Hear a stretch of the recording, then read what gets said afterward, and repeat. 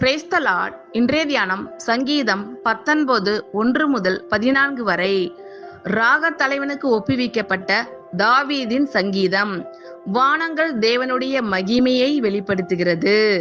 ஆகாய விரிவு அவருடைய கரங்களின் கிரியையை அறிவிக்கிறது.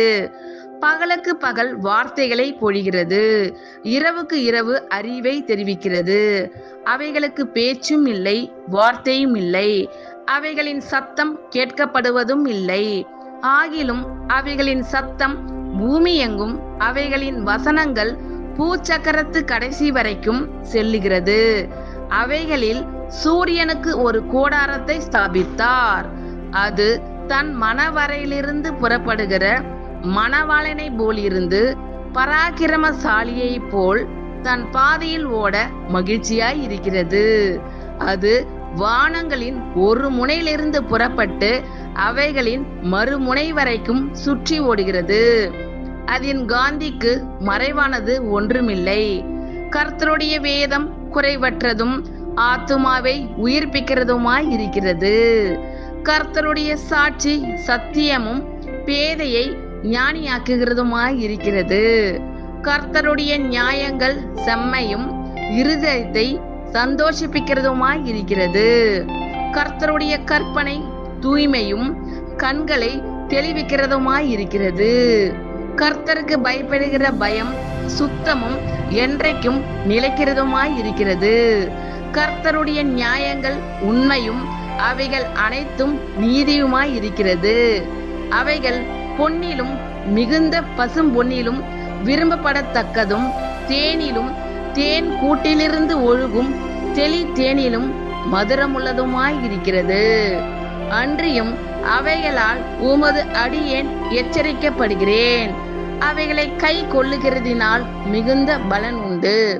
தன் பிழைகளை உணருகிறவன் யார்? மறைவான குற்றங்களுக்கு என்னை நீங்களாக்கும்.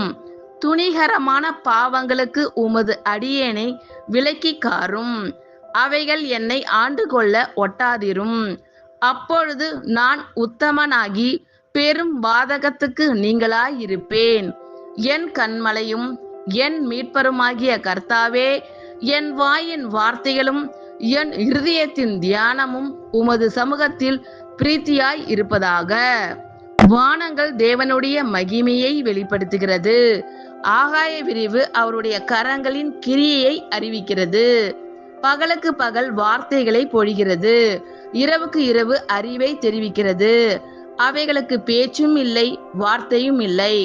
அவைகளின் சத்தம் கேட்கப்படுவதும் இல்லை. ஆகிலும் அவைகளின் சத்தம் பூமி எங்கும், அவைகளின் வசனங்கள் பூச்சக்கரத்து கடைசி வரைக்கும் செல்லுகிறது. அவைகளில் சூரியனுக்கு ஒரு கூடாரத்தை ஸ்தாபித்தார். அது தன் மணவரையிலிருந்து புறப்படுகிற மணவாளனை போலிருந்து பராக்கிரமசாலியை போல் தன் பாதையில் ஓட மகிழ்ச்சியாய் இருக்கிறது. அது வானங்களின் ஒரு முனையிலிருந்து புறப்பட்டு அவைகளின் மறுமுனை வரைக்கும் சுற்றி ஓடுகிறது. அதன் காந்திக்கு மறைவானது ஒன்றுமில்லை. கர்த்தருடைய வேதம் குறைவற்றதும் ஆத்துமாவை உயிர்ப்பிக்கிறதுமாய் இருக்கிறது.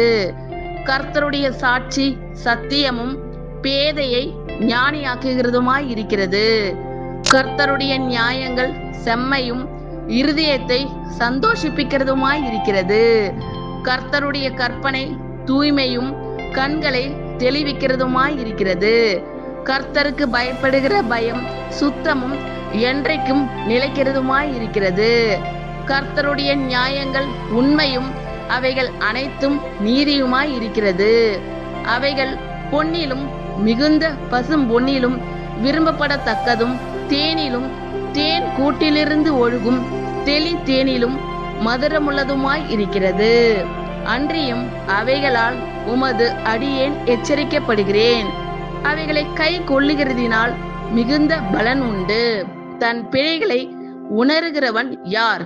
மறைவான குற்றங்களுக்கு என்னை நீங்களாக்கும்.